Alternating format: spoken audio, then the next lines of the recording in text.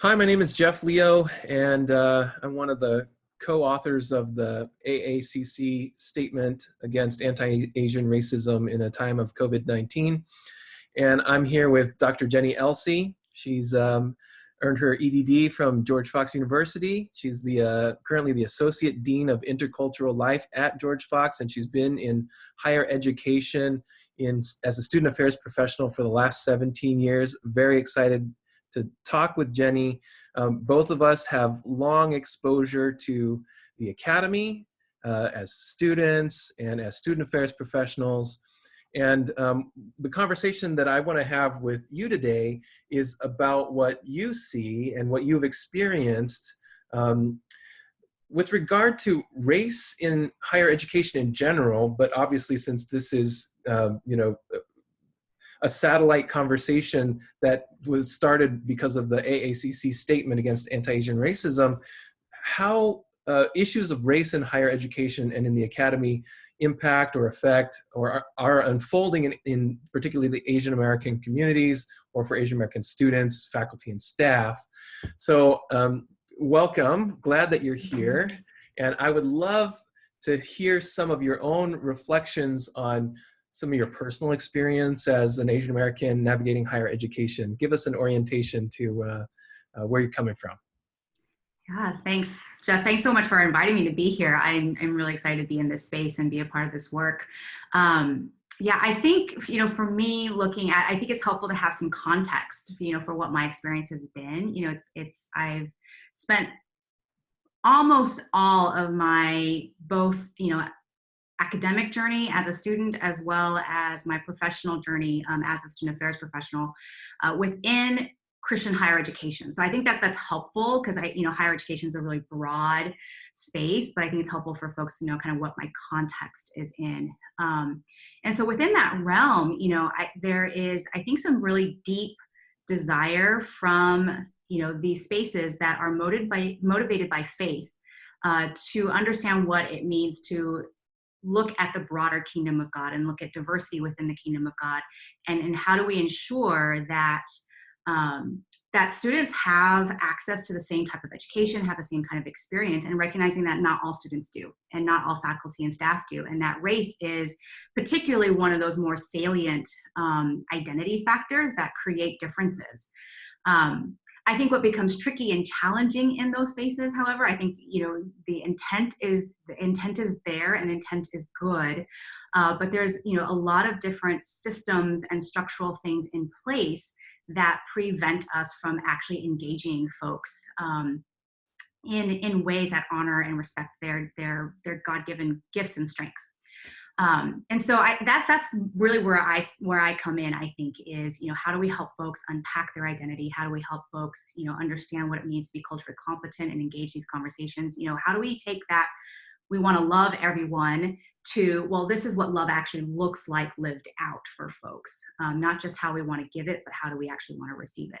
And then for me personally, I think it's just been interesting trying to figure out, I really enjoy, I think, being in leadership spaces and what it looks like for me as an Asian American woman with kind of holding some of the stereotypes that can surround, Asian American women as more submissive or quiet. Quite often I've heard this idea that, like I'm a really good number two, usually meaning that I'm really good at executing, I'm really good at doing things, but I'm not necessarily always seen as the one who can be visionary and lead and direct. And so having to navigate those spaces as an Asian American woman who I think has vision and has spaces where I like to be able to give insight and thought into things does create its own challenges, and then I think we do the best that we can to lean into the intent as well of our brothers and sisters. So that's kind of a snapshot of where I stand and where my experiences have landed. Sure. Yeah. So I remember just, hearing you talk about personal experiences, I sense that there's some stories behind that. And I'm going to invite you to share if you're able or willing. I remember when I was in college and right after college, as I was working in campus ministry, at the University of Michigan, there had been a string of mental health crises for students, and they were disproportionately with Asian and Asian American students. And I remember when I was working in campus ministry, the university, the student affairs department hired a specialist to come and examine what was going on with the student population and why there were seemingly disproportionate numbers of Asian Americans affected by mental health issues in the academy. And I remember meeting with that professional and him telling me that his recommendations were politely put on a shelf, and kind of despairing myself, thinking, there are real tangible issues and threats for Asian American students. And I had previously experienced some of those same critical mental health issues as a student. I'm wondering if you can share any of your personal experiences, even the ones that you referenced at a higher level.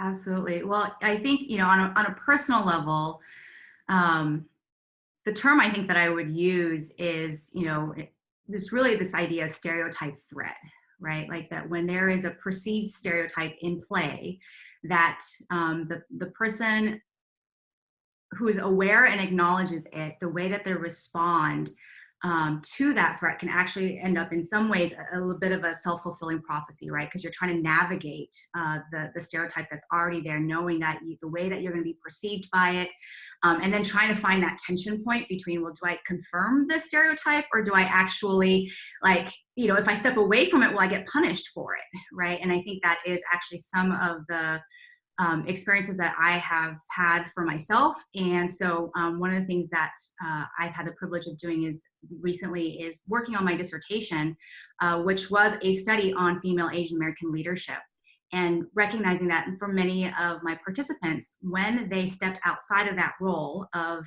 being seen as, a hard worker, quiet, submissive, they were actually punished for stepping outside of those roles. They were expected to fulfill a certain type of, platform and certain role.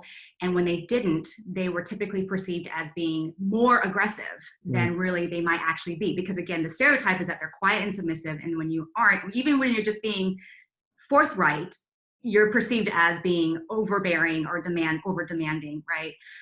In those spaces. And I know for me personally, that has been that type of mental load, of coming into every single situation and saying, okay, how do you perceive me? What will I trigger in you? And how do I avoid that? Because ultimately I want to do good work, right? Ultimately I want to get the job done. And am I going to do something that inadvertently triggers something in you in the way that you see me and assume things about me? And I'll just be honest, it's tiring. So I think in terms of that mental health space, right? Like every night coming home exhausted because I am using that intuitive sensing, feeling, trying to read body language, trying to, it feels like I'm stepping into some hot waters. How do I get out of it? How do I, now maneuver away from it? Can be a really tiring space. Wow. All right. Well, thank you for sharing that with us. I'm sure folks that are viewing this, a lot of folks will be able to resonate with that. So thanks for entrusting that to us. Here we are on the heels of the publication of a large statement against this kind of dynamic in many different spaces. One of the specific things that the statement calls for is resources for higher education. So I'd love to hear you talk about this recent movement with the AACC statement. How do you see it connecting to maybe your work with higher ed more broadly? What's that connection point for you? Yeah, absolutely.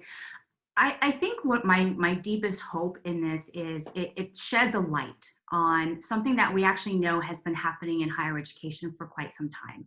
The experiences of Asian Americans, whether they're students, faculty, staff, administrators, this isn't the first time that folks have experienced, bias incidents, discrimination. This is actually a systematic thing that has been going on for a really long time. So my hope is that, the silver lining of some of this stuff that's been happening is that we actually can shed a light back on what has been the historical experiences. some of the things that have popped up in my research as it relates to higher education is thinking about specifically this terminology of the deminoritization of Asians. So while we are typically seen as the model minority and folks who persist really well to graduation, we have, Asians have some of the highest numbers of persistence to graduation and retention. So that typically, I think for a lot of folks, they just don't believe that Asians struggle in higher education, that they have problems. You talked about the mental health issues. There's a barrier to overcome to help folks see that actually these experiences that Asian Americans have are real. And actually there is a study that was done in, I believe it was in 2000, and it came out of the Journal of Counseling and Development, that referenced a positive correlation between students who experience, who perceive campus climate, a threat in campus climate in terms of bias incidents and discrimination, and it was positively correlated to the level of their mental health and depression. Mm-hmm. And so we know that those things are connected, and then Asian American students specifically, second only to our Black students, experience the highest levels of discrimination and bias incidents on campus. So, to what you talked about at Michigan, that is a direct correlation to why Asian Americans might be experiencing the high levels of mental health needs that they do, because there is a high level of perceived threat within the campus climate and campus culture. And so those are things that we need to pay attention to, that sometimes gets masked by the performance. And I would say not necessarily the performance of all Asians. It really is a subset, right? Like we're talking about a very specific grouping of Asians, because once you disaggregate that data, we see that not all Asian Americans persist and perform at the same levels and same rates. And so that's another thing that we have to understand, that again, folks, that information gets hidden and it gets masked, right? And so, yeah, to your question, I really hope that this actually gives a platform for us to be able to, then kind of shed that light on these issues that have actually been persisting for quite some time. Okay, so speaking of issues, I teach at a seminary, and I teach a course that fits squarely within the Black intellectual tradition, and I teach it as an Asian American. And I experience, student comments and student skepticism, which, I can understand where that's coming from. But as an Asian American who's teaching, so on the faculty side, but also as someone who's been in student affairs, I was working in the student affairs department at a consortium of colleges here in Southern California, and just experiencing kind of the culture of student affairs, its various focuses and where its energies and resources are directed. Can you say, maybe in your own experience, what it's been like for you as an Asian American woman in student affairs? So for our folks who are listening in, who are either faculty or student affairs, what have you seen? What have you observed? What have you experienced? Sure. So my current role right now is working within, the area of multicultural affairs and diversity affairs, which I'm going to guess has some similar crossovers to some of your experiences as an Asian American professor, specifically talking about Black theology. And, because so much of our conversation tends to center around, I think, a Black and white binary. And so part of my work, I think, is to really recognize and understand that this is a holistic conversation. I tell my students a lot that, one of the things that I refuse to do is to play the oppression Olympics. And so my goal is to really highlight what each particular group experiences and to give validity to all those spaces. And that these are interconnected, that really the work of reconciliation and the anti-racist work that needs to be done, there is actually room for everyone at the table, and we need to recognize holistically where that is. I have to recognize my own privileges as an Asian American woman and what that means, and what even like my socioeconomics and my education means for those conversations. I think as a cisgender woman, like what that looks like and how that affects the conversation. And I can also hold the spaces where I, have experienced difficulty and challenges and barriers. And so really helping students understand what that looks like and how to engage those conversations, given where we are very specifically, I think takes a great deal of humility. And I think it takes a great deal of education. So again, when you ask, when folks are listening in, what are some of those things? I think educating on what the history looks like, what the systems look like, what folks are experiencing within the system, even if it may not be your own. These are some really good starting places for folks, I believe. Okay, well, I know that, when I begin to enumerate some of the challenges that I've faced, or that dynamics for Asian Americans in higher education, I know that it can be tempting to make it sound like problems, but I guess I should ask you as a professional, is it all bad? That's a great question. And, there's a well-known researcher, Dr. Sean Harper, who, has done a lot of really good work pushing asset-based research, and approaching these things through an asset-based lens, as opposed to a deficit-based lens, and I think one of the things that actually came out in my own research is, that while yes, female Asian Americans experience quite a bit of barriers and challenges in their leadership, that they bring a wealth of experience and a wealth of skill sets and strengths and giftings to their positions, and quite often simply just need to be allowed to lead. And so part of it is, yes, removing those barriers, and part of it is recognizing the strengths that people bring to this conversation and where we can link arms and where our experiences are shared.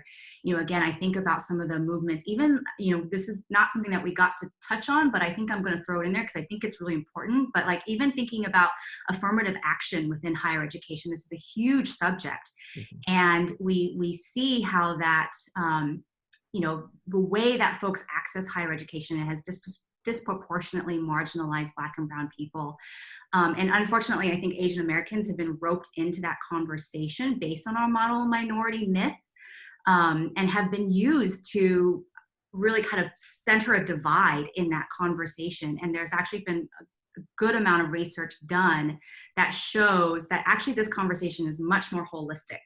And that, again, higher education benefits when we have a greater diversity among us.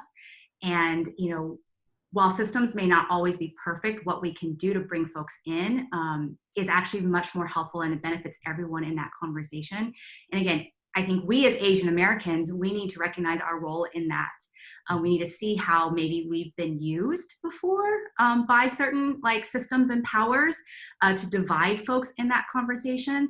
And then most certainly as we educate ourselves, then we know how to join with our brothers and sisters in that conversation, in that fight. And I think that's actually a really important thing for us to recognize. Again, there is strength that we can bring to that conversation.